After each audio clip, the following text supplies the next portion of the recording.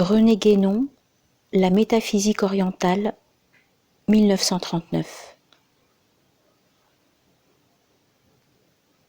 J'ai pris comme sujet de cet exposé la métaphysique orientale. Peut-être aurait-il mieux valu dire simplement la métaphysique sans épithète, car en vérité, la métaphysique pure, étant par essence en dehors et au-delà de toutes les formes et de toutes les contingences, n'est ni orientale ni occidentale, elle est universelle.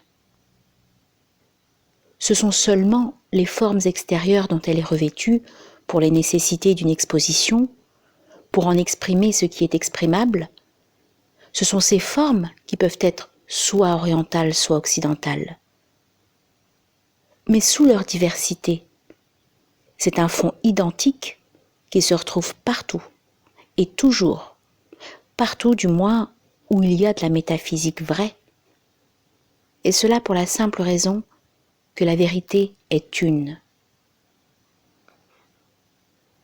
S'il en est ainsi, pourquoi parler plus spécialement de métaphysique orientale ?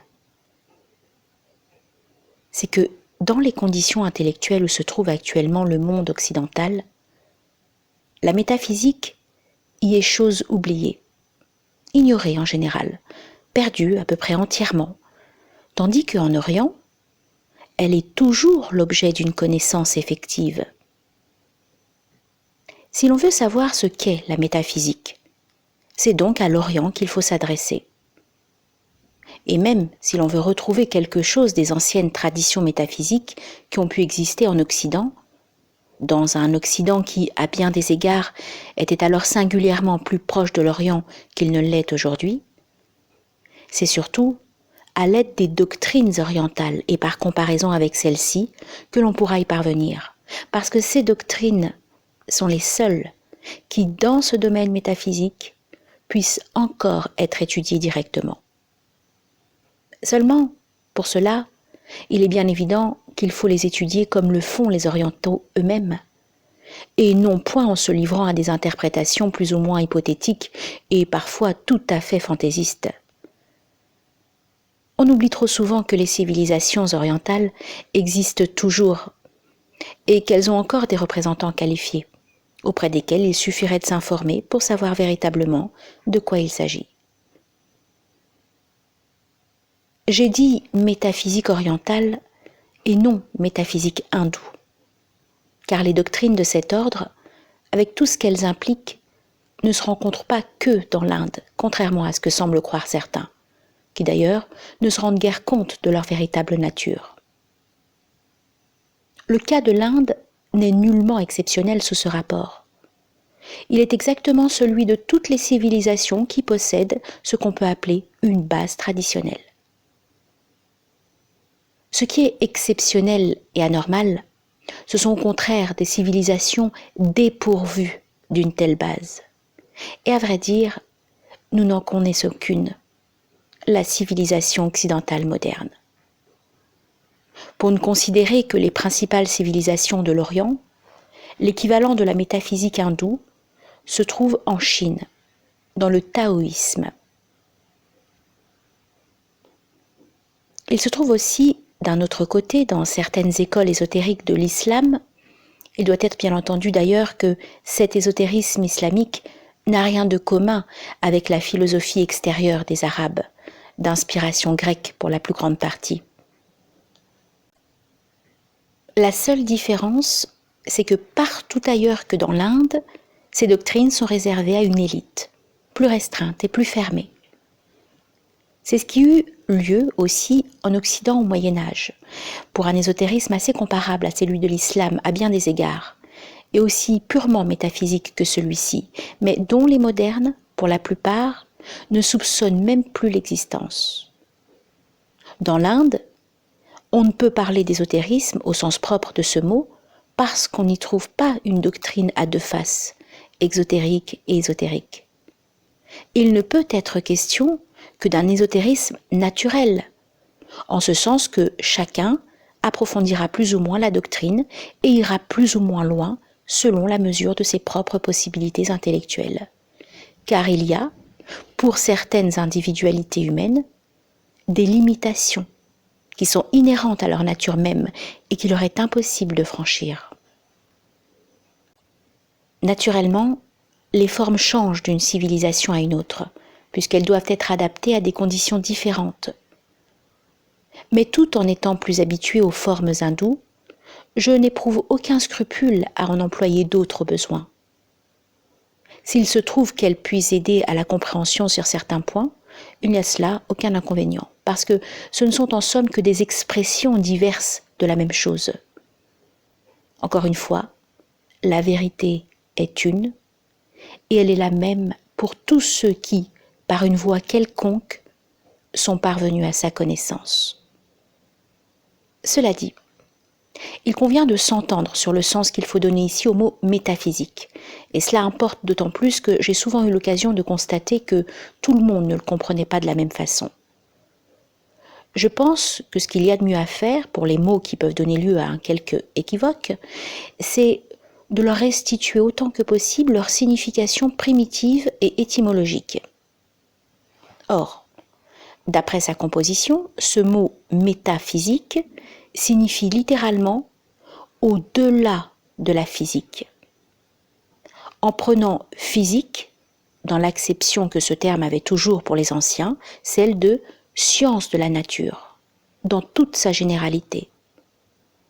La physique est l'étude de tout ce qui appartient au domaine de la nature. Ce qui concerne la métaphysique, c'est ce qui est au-delà de la nature. Comment donc certains peuvent-ils prétendre que la connaissance métaphysique est une connaissance naturelle, soit quant à son objet, soit quant aux facultés pour lesquelles elle est obtenue? Il y a là un véritable contresens, une contradiction dans les termes même.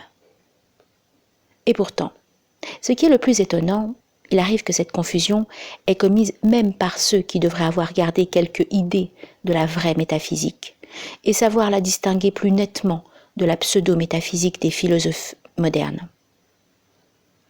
Mais dira-t-on peut-être, si ce mot métaphysique donne lieu à de telles confusions, ne vaudrait-il pas mieux renoncer à son emploi et lui en substituer un autre qui aurait moins d'inconvénients?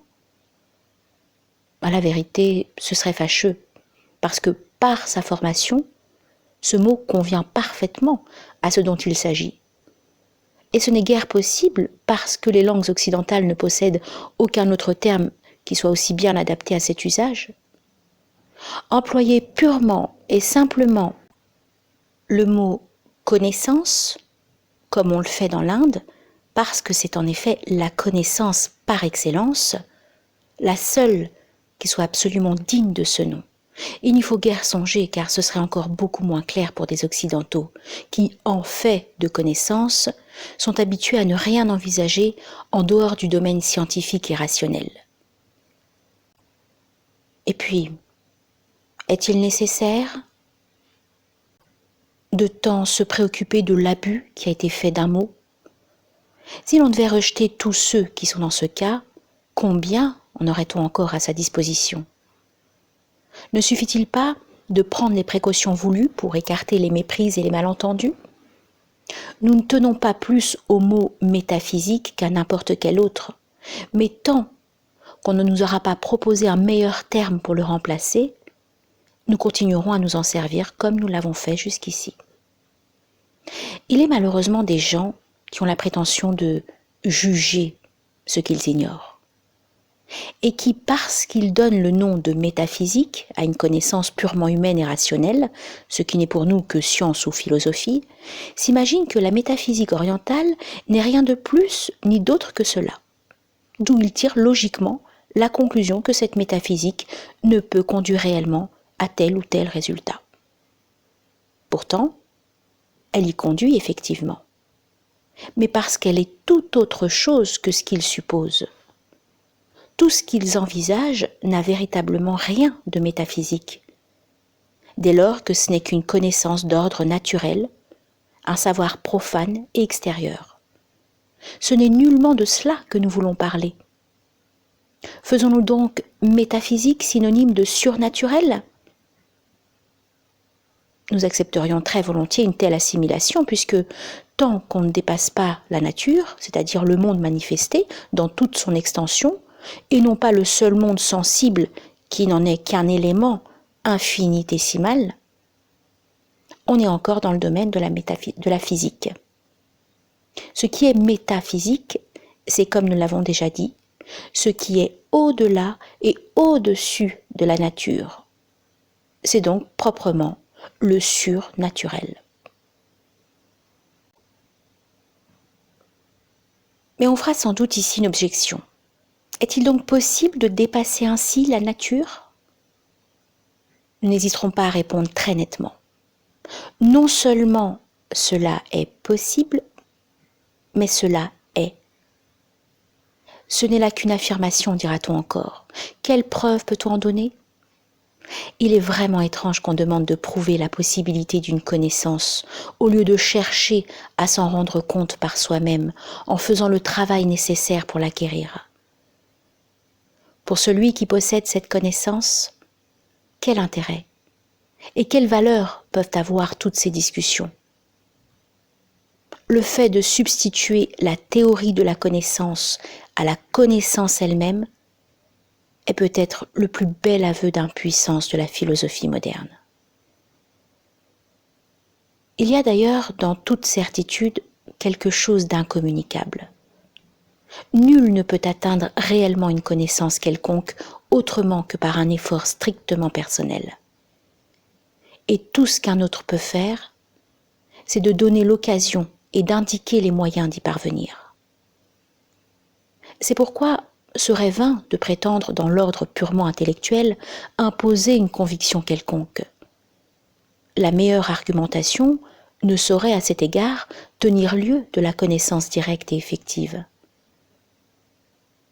Maintenant, peut-on définir la métaphysique telle que nous l'entendons ? Non, car définir, c'est toujours limiter. Et ce dont il s'agit est en soi véritablement et absolument illimité, donc ne saurait se laisser enfermer dans aucune formule, ni dans aucun système. On peut caractériser la métaphysique d'une certaine façon, par exemple en disant quelle est la connaissance des principes universels. Mais ce n'est pas là une définition à proprement parler, et cela ne peut, du reste, en donner qu'une idée assez vague. Nous y agiterons quelque chose si nous disons que ce domaine des principes s'étend beaucoup plus loin que l'on pensait certains occidentaux, qui cependant en fait de la métaphysique, mais d'une manière partielle et incomplète.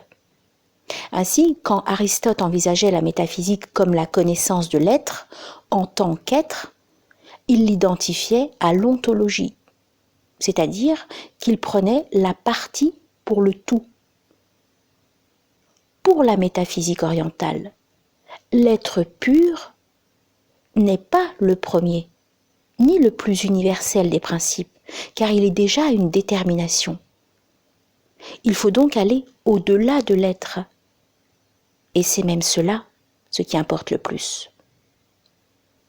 C'est pourquoi, en toute conception vraiment métaphysique, il faut toujours réserver la part de l'inexprimable. Et même tout ce qu'on peut exprimer n'est littéralement rien au regard de ce qui dépasse toute expression, comme le fini, quelle que soit sa grandeur, est nul vis-à-vis de l'infini.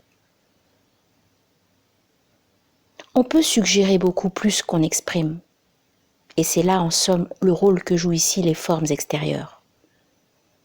Toutes ces formes, qu'il s'agisse de mots ou de symboles quelconques, ne constituent qu'un support, un point d'appui pour s'élever à des possibilités de conception qui les dépassent incomparablement. Nous reviendrons là-dessus tout à l'heure. Nous parlons de conception métaphysique, faute d'avoir un autre terme à notre disposition pour nous faire comprendre. Mais qu'on n'aille pas croire pour cela qu'il y a là rien d'assimilable à des conceptions scientifiques ou philosophiques. Il ne s'agit pas d'opérer des abstractions quelconques, mais de prendre une connaissance directe de la vérité telle qu'elle est. La science est la connaissance rationnelle discursive, toujours indirecte, une connaissance par reflet. La métaphysique est la connaissance supra-rationnelle, intuitive et immédiate. Cette intuition intellectuelle pure, sans laquelle il n'y a pas de métaphysique vraie, ne doit d'ailleurs aucunement être assimilée à l'intuition dont parlent certains philosophes contemporains, car celle-ci est au contraire infra-rationnelle. Il y a une intuition intellectuelle et une intuition sensible. L'une est au-delà de la raison, mais l'autre est en deçà. Cette dernière ne peut saisir que le monde du changement et du devenir, c'est-à-dire la nature, ou plutôt une infime partie de la nature. Le domaine de l'intuition intellectuelle, au contraire, c'est le domaine des principes éternels et immuables. C'est le domaine métaphysique. L'intellect transcendant, pour saisir directement les principes universels, doit être lui-même d'ordre universel. Ce n'est plus une faculté individuelle, et le considérer comme tel serait contradictoire, car il ne peut être dans les possibilités de l'individu de dépasser ses propres limites, de sortir des conditions qui le définissent en tant qu'individu. La raison est une faculté proprement et spécifiquement humaine. Mais ce qui est au-delà de la raison est véritablement non humain. C'est ce qui rend possible la connaissance métaphysique. Et celle-ci, il faut le redire encore, ce n'est pas une connaissance humaine. En d'autres termes, ce n'est pas en tant que l'homme peut y parvenir, mais c'est en tant que cet être qui est humain dans un de ses états, est en même temps autre chose et plus qu'un être humain. Et c'est la prise de conscience effective des états supra-individuels qui est l'objet réel de la métaphysique, ou mieux encore, qui est la connaissance métaphysique elle-même. Nous arrivons donc ici à un des points les plus essentiels, et il est nécessaire d'y insister. Si l'individu était un être complet, s'il constituait un système clos, à la façon de la monade de Leibniz, il n'y aurait pas de métaphysique possible. Irrémédiablement enfermé en lui-même, cet être n'aurait aucun moyen de connaître ce qui n'est pas de l'ordre d'existence auquel il appartient. Mais il n'en est pas ainsi. L'individu ne représente en réalité qu'une manifestation transitoire et contingente de l'être véritable. Il n'est qu'un état spécial parmi une multitude indéfinie d'autres états du même être. Et cet être est, en soi, absolument indépendant de toutes ces manifestations. De même que, pour employer une comparaison qui revient à chaque instant dans les textes hindous, le soleil est absolument indépendant des multiples images dans lesquelles il se réfléchit. Telle est la distinction fondamentale du soi et du moi, de la personnalité et de l'individualité. Et de même que les images sont reliées par les rayons lumineux à la source solaire, sans laquelle elles n'auraient aucune existence et aucune réalité, de même, l'individualité, qu'il s'agisse d'ailleurs de l'individualité humaine ou de tout autre état analogue de manifestation, est reliée à la personnalité, au centre principiel de l'être, par cet intellect transcendant dont il vient d'être question.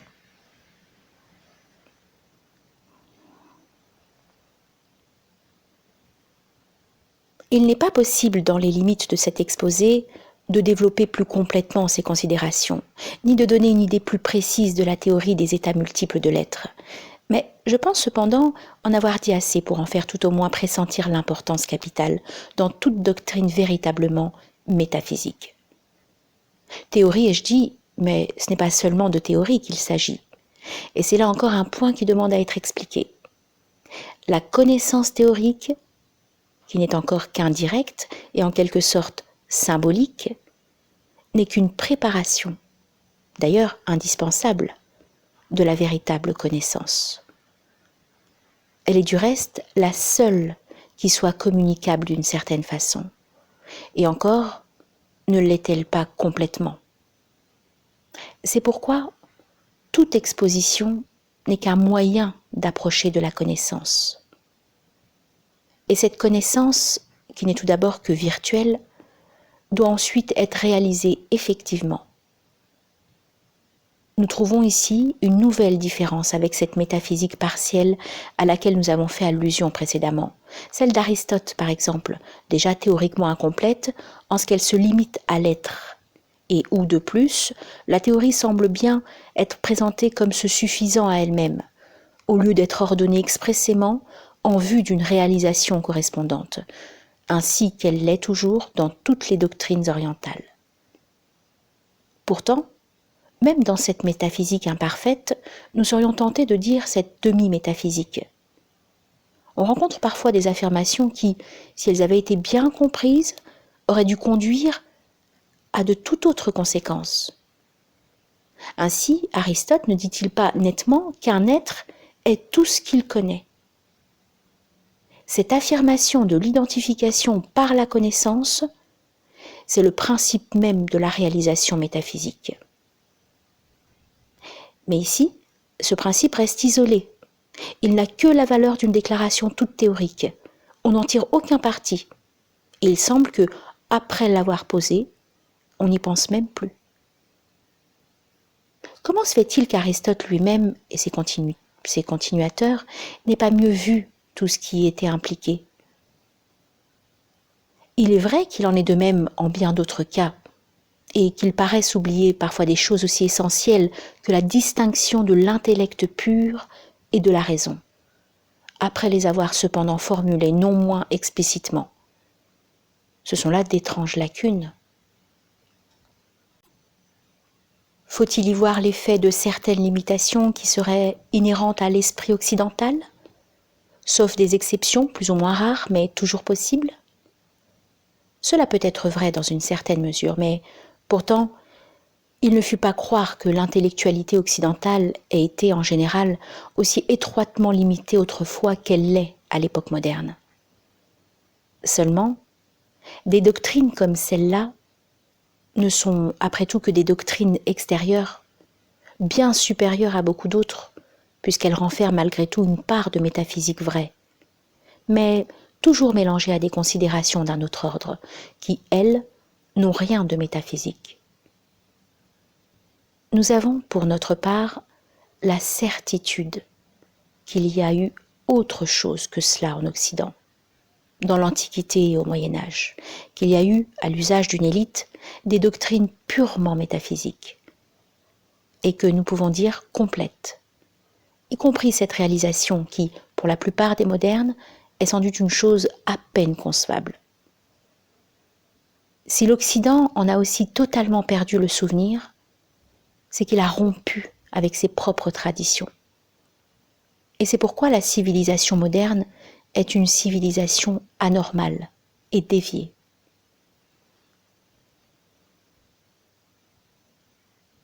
Si la connaissance purement théorique était à elle-même sa propre fin, si la métaphysique devait en rester là, ce serait déjà quelque chose, assurément, mais ce serait tout à fait insuffisant. En dépit de la certitude véritable, plus forte encore qu'une certitude mathématique qui est attachée déjà à une telle connaissance, ce ne serait en somme, dans un ordre incomparablement supérieur, que l'analogue de ce qu'est, dans son ordre inférieur, terrestre et humain, la spéculation scientifique et philosophique. Ce n'est pas là ce que doit être la métaphysique. Que d'autres s'intéressent à un jeu d'esprit, ou à ce qui peut sembler tel, c'est leur affaire. Pour nous, les choses de ce genre nous sont plutôt indifférentes et nous pensons que les curiosités du psychologue doivent être parfaitement étrangères aux métaphysiciens. Ce dont il s'agit pour celui-ci, c'est de connaître ce qui est, et de le connaître de telle façon qu'on est soi-même réellement et effectivement tout ce que l'on connaît. Quant aux moyens de la réalisation métaphysique, nous savons bien quelle objection peuvent faire en ce qui les concerne ceux qui croient devoir contester la possibilité de cette réalisation. Ces moyens, en effet, doivent être à la portée de l'homme. Ils doivent, pour les premiers stades tout au moins, être adaptés aux conditions de l'état humain, puisque c'est dans cet état que se trouve actuellement l'être qui, partant de là, devra prendre possession des états supérieurs. C'est donc dans des formes appartenant à ce monde où se situe sa manifestation présente que l'être prendra un point d'appui pour s'élever au-dessus de ce monde même. Mots, signes symboliques, rites ou procèdes préparatoires quelconques n'ont pas d'autre raison d'être ni d'autre fonction. Comme nous l'avons déjà dit, ce sont là des supports et rien de plus. Mais, diront certains, comment se peut-il que ces moyens purement contingents produisent un effet qui les dépasse intensément, immensément, qui est d'un tout autre ordre que celui auquel ils appartiennent eux-mêmes?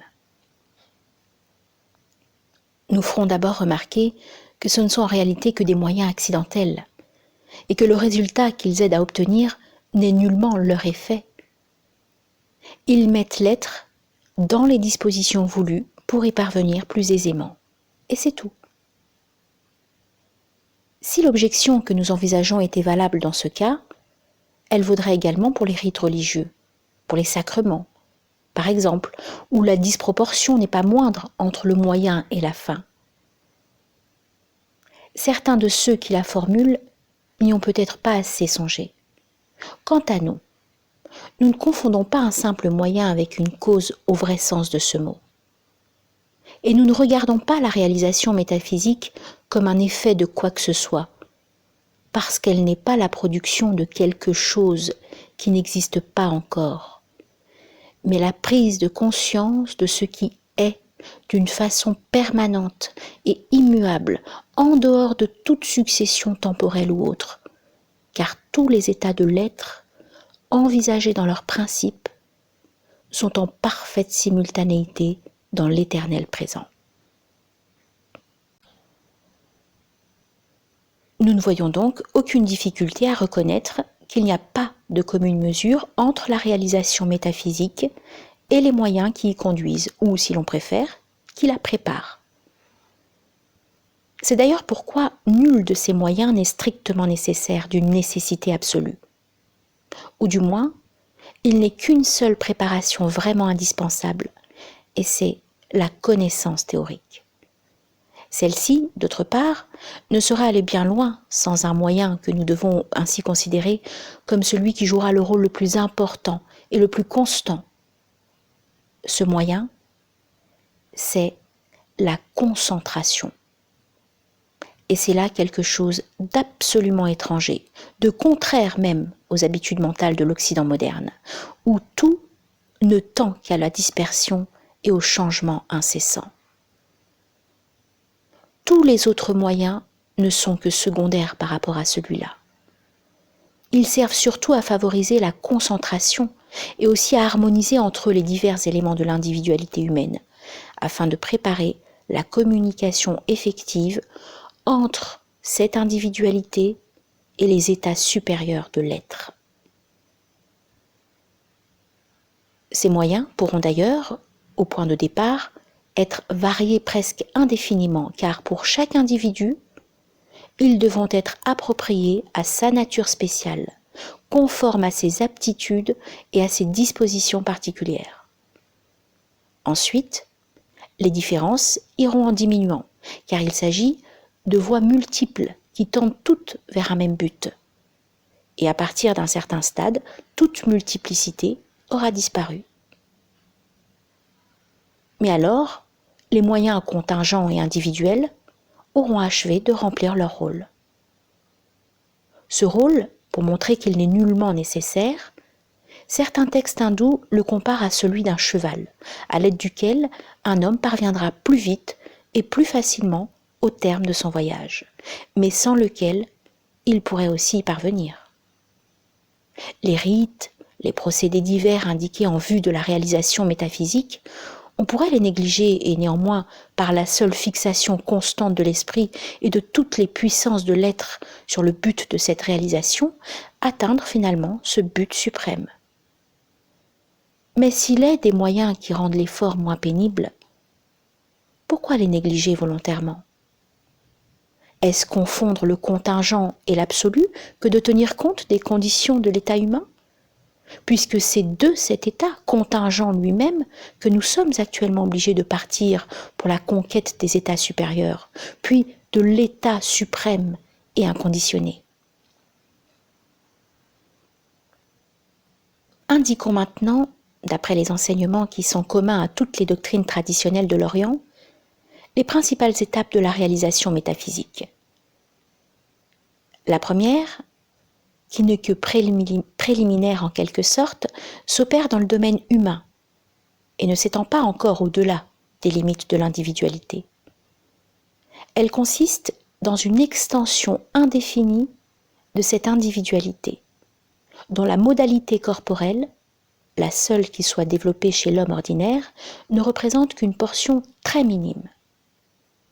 C'est de cette modalité corporelle qu'il faut partir en fait, d'où l'usage, pour commencer, de moyens empruntés à l'ordre sensible, mais qui devront d'ailleurs avoir une répercussion dans les autres modalités de l'être humain. La phase dont nous parlons est en somme la réalisation, ou le développement de toutes les possibilités qui sont virtuellement contenues dans l'individualité humaine, qui en constituent comme des prolongements multiples s'étendant en divers sens au-delà du domaine corporel et sensible. Et c'est par ces prolongements que pourra ensuite s'établir la communication avec les autres états.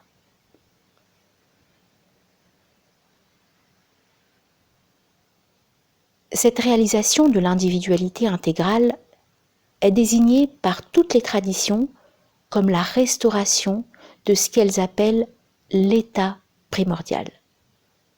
État qui est regardé comme celui de l'homme véritable et qui échappe déjà à une certaine des limitations caractéristiques de l'état ordinaire, notamment à celle qui est due à la condition temporelle.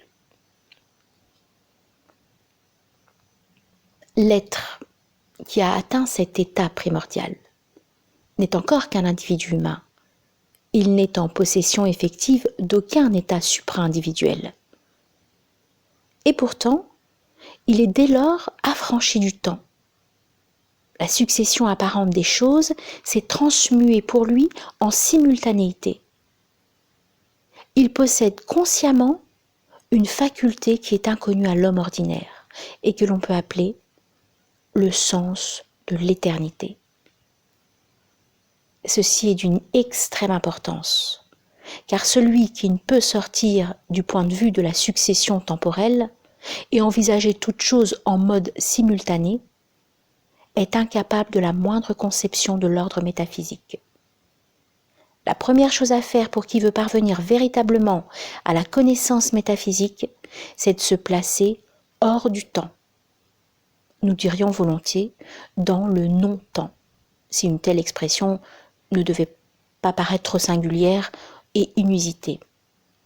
Cette conscience de l'intemporel peut d'ailleurs être atteinte d'une certaine façon, sans doute très incomplète, mais déjà réelle pourtant, bien avant que soit obtenu dans sa plénitude cet état primordial dont nous venons de parler.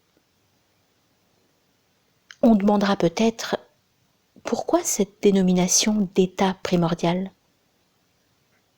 C'est que toutes les traditions, y compris celles de l'Occident, car la Bible elle-même ne dit pas autre chose, sont d'accord pour enseigner que cet état est celui qui était normal aux origines de l'humanité, tandis que l'état présent n'est que le résultat d'une déchéance, l'effet d'une sorte de matérialisation progressive qui s'est produite au cours des âges pendant la durée d'un certain cycle.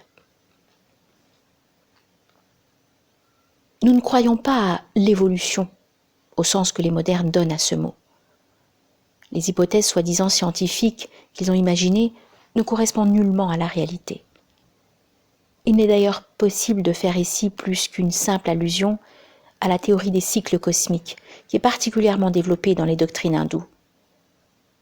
Ce serait sortir de notre sujet, car la cosmologie n'est pas la métaphysique, bien qu'elle en dépende assez étroitement.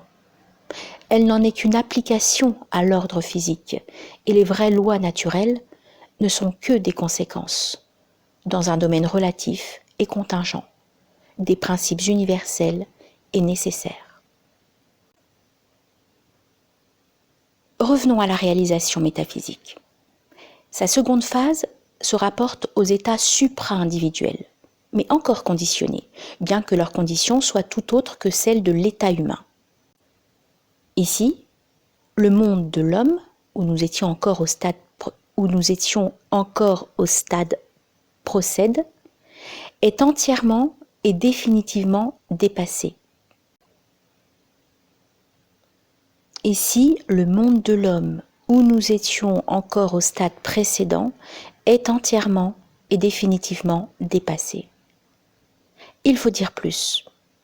Ce qui est dépassé, c'est le monde des formes dans son acception la plus générale, comprenant tous les états individuels quels qu'ils soient, car la forme est la condition commune à tous ces états, celle par laquelle se définit l'individualité comme telle. L'être, qui ne peut plus être dit humain, est désormais sorti du courant des formes, suivant l'expression extrême-orientale. Il y aurait d'ailleurs encore d'autres distinctions à faire, car cette phase peut se subdiviser. Elle comporte en réalité plusieurs étapes, depuis l'obtention d'états qui, bien qu'informels, appartiennent encore à l'existence manifestée, jusqu'au degré d'universalité qui est celui de l'être pur. Pourtant, si élevés que soient ces états par rapport à l'état humain, si éloignés qu'ils soient de celui-ci, ils ne sont encore que relatifs. Et cela est vrai même du plus haut d'entre eux, celui qui correspond au principe de toute manifestation. Leur possession n'est donc qu'un résultat transitoire, qui ne doit pas être confondu avec le but dernier de la réalisation métaphysique. C'est au-delà de l'être que réside ce but, par rapport auquel tout le reste n'est qu'acheminement et préparation. Ce but suprême, c'est l'état absolument inconditionné, affranchi de toute limitation. Pour cette raison même, il est entièrement inexprimable. Et tout ce qu'on peut en dire ne se traduit que par des termes de forme négative. Négation des limites qui déterminent et définissent toute existence dans sa relativité. L'obtention de cet état, c'est ce que la doctrine hindoue appelle la délivrance, quand elle la considère par rapport aux états conditionnés, et aussi l'union, quand elle l'envisage par rapport au principe suprême. Dans cet état inconditionné, tous les autres états de l'être se retrouvent d'ailleurs en principe, mais transformés, dégagés des conditions spéciales qui les déterminaient en tant qu'état particulier. Ce qui subsiste, c'est tout ce qui a une réalité positive, puisque c'est là que tout a son principe. L'être délivré est vraiment en possession de la plénitude de ses possibilités. Ce qui a disparu, ce sont seulement les conditions limitatives, dont la réalité est toute négative puisqu'elle ne représente qu'une privation, au sens où Aristote entendait ce mot. Aussi, bien loin d'être une sorte d'anéantissement comme le croient quelques occidentaux, cet état final est au contraire l'absolue plénitude, la réalité suprême vis-à-vis de laquelle tout le reste n'est qu'illusion.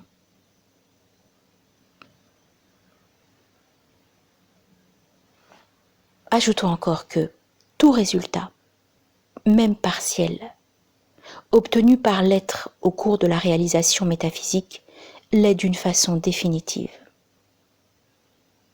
Ce résultat constitue pour cet être une acquisition permanente, que rien ne peut jamais lui faire perdre. Le travail accompli dans cet ordre, même s'il vient à être interrompu avant le terme final, est fait une fois pour toutes. Par là même qu'il est hors du temps. Cela est vrai même de la simple connaissance théorique, car toute connaissance porte son fruit en elle-même. Bien différente en cela de l'action, qui n'est qu'une modification momentanée de l'être et qui est toujours séparée de ses effets.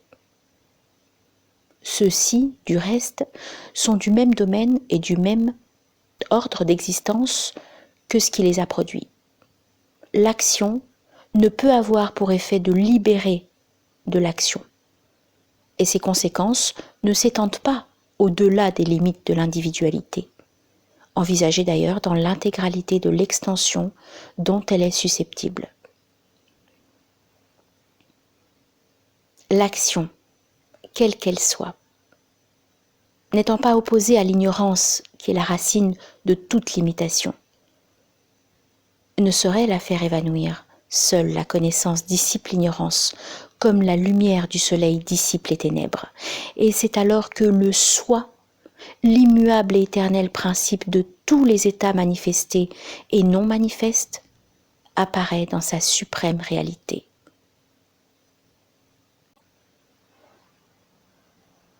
Après cette esquisse très imparfaite et qui ne donne assurément qu'une bien faible idée de ce que peut être la réalisation métaphysique, il faut faire une remarque qui est tout à fait essentielle pour éviter de graves erreurs d'interprétation. C'est que tout ce dont il s'agit ici n'a aucun rapport avec des phénomènes quelconques, plus ou moins extraordinaires. Tout ce qui est phénomène est d'ordre physique. La métaphysique est au-delà des phénomènes. Et nous prenons ce mot dans sa plus grande généralité.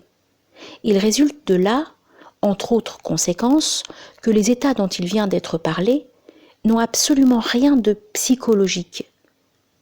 Il faut le dire nettement, parce qu'il s'est parfois produit à cet égard de singulières confusions.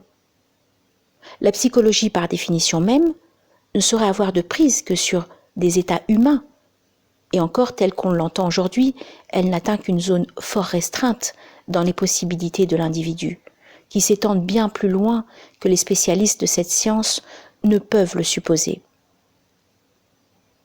L'individu humain, en effet, est à la fois beaucoup plus et beaucoup moins qu'on ne le pense d'ordinaire en Occident.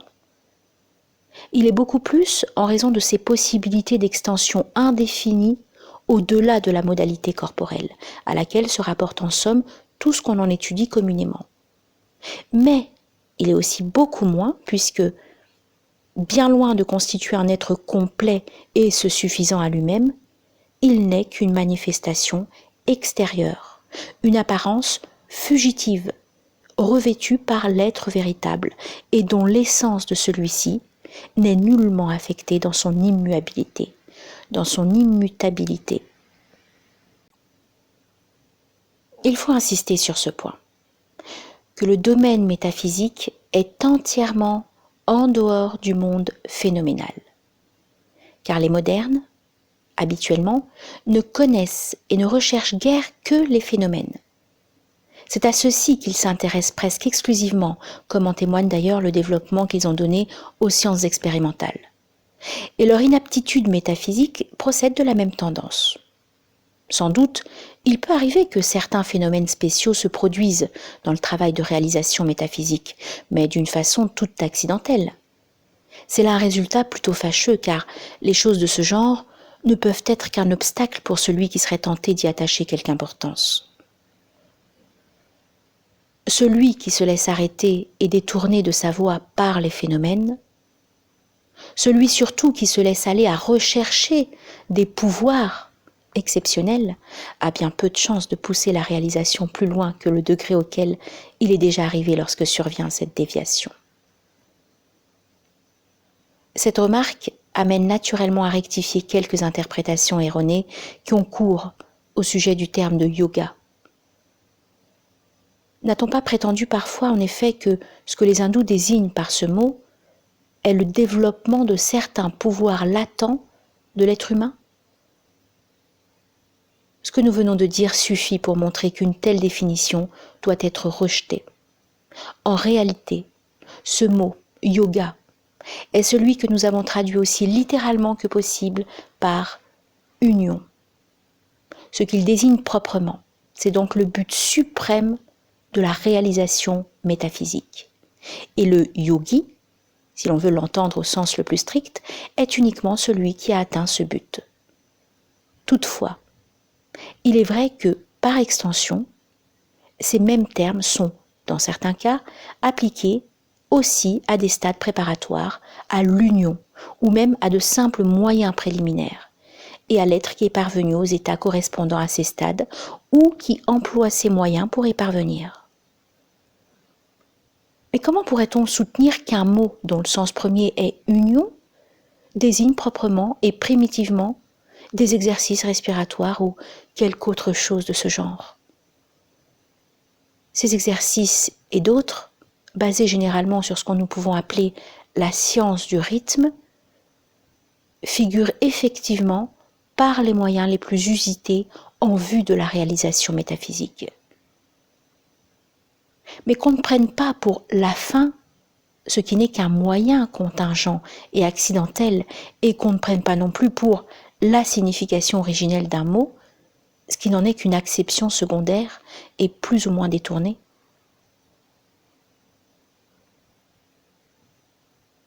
En parlant de ce qui est primitivement le yoga, et en disant que ce mot a toujours désigné essentiellement la même chose, on peut songer à poser une question dont nous n'avons rien dit jusqu'ici. Ces doctrines métaphysiques traditionnelles auxquelles nous empruntons toutes les données que nous exposons, quelle en est l'origine ? La réponse est très simple, encore qu'elle risque de soulever les protestations de ceux qui voudraient tout envisager au point de vue historique. C'est qu'il n'y a pas d'origine.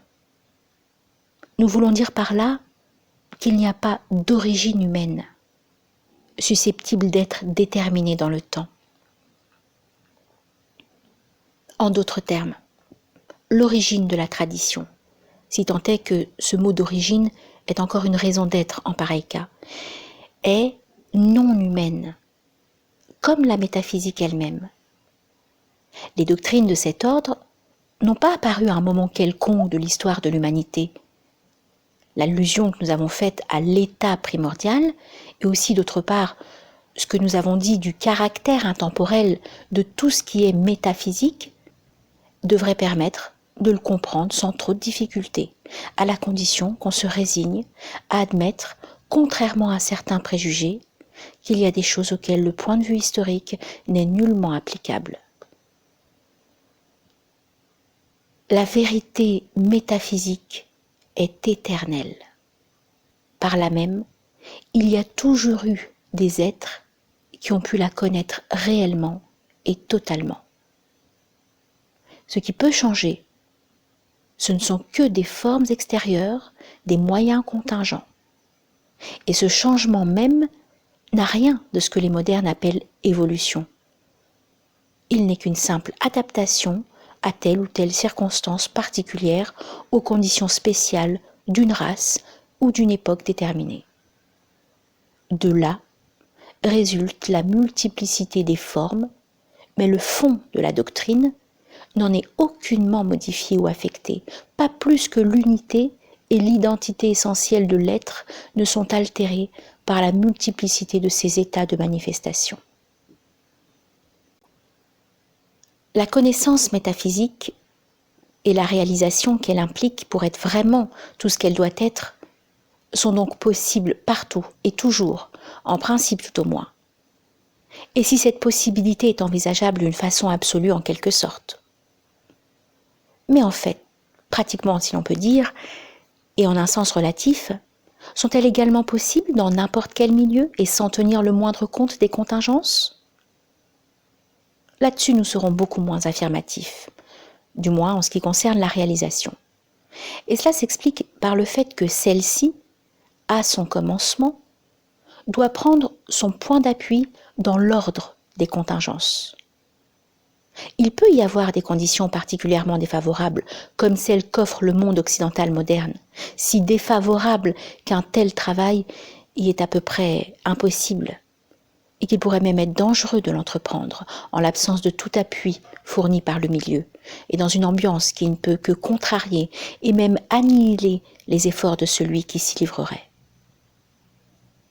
Par contre, les civilisations que nous appelons traditionnelles sont organisées de telle façon qu'on peut y rencontrer une aide efficace, qui sans doute n'est pas rigoureusement indispensable, pas plus que tout ce qui est extérieur, mais sans laquelle il est cependant bien difficile d'obtenir des résultats effectifs. Il y a là quelque chose qui dépasse les forces d'un individu humain isolé, même si cet individu possède par ailleurs les qualifications requises. Aussi, ne voudrions-nous encourager personne, dans les conditions présentes, à s'engager inconsidérément dans une telle entreprise, et ceci va nous conduire directement à notre conclusion.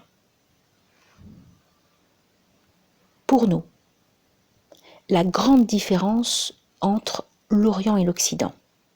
Il s'agit ici exclusivement de l'Occident moderne. La seule différence, même qui soit vraiment essentielle, car toutes les autres en sont dérivées, c'est celle-ci. D'une part, conservation de la tradition avec tout ce qu'elle implique. De l'autre, oubli et perte de cette même tradition. D'un côté, maintien de la connaissance métaphysique, de l'autre, ignorance complète de tout ce qui se rapporte à ce domaine. Entre des civilisations qui ouvrent à leur élite les possibilités que nous avons essayé de faire entrevoir, qui lui donnent les moyens les plus appropriés pour réaliser effectivement ces possibilités, et qui, à quelques-uns tout au moins, permettent ainsi de les réaliser dans leur plénitude, entre ces civilisations traditionnelles et une civilisation qui s'est développée dans un sens purement matériel, comment pourrait-on trouver une commune mesure ? Et qui donc, à moins d'être aveuglé par je ne sais quel parti pris, osera prétendre que la supériorité matérielle compense l'infériorité intellectuelle ? Intellectuelle, disons-nous, mais en entendant par là la véritable intellectualité, celle qui ne se limite pas à l'ordre humain ni à l'ordre naturel, celle qui rend possible la connaissance métaphysique pure dans son absolue transcendance. Il me semble qu'il suffit de réfléchir un instant à ces questions pour n'avoir aucun doute ni aucune hésitation sur la réponse qu'il convient d'y apporter. La supériorité matérielle de l'Occident moderne n'est pas contestable. Personne ne la lui conteste non plus, mais personne ne la lui envie. Il faut aller plus loin.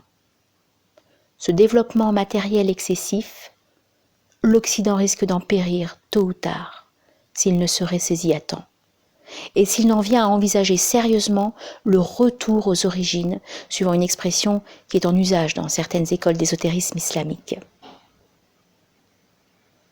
De divers côtés, on parle beaucoup aujourd'hui de défense de l'Occident.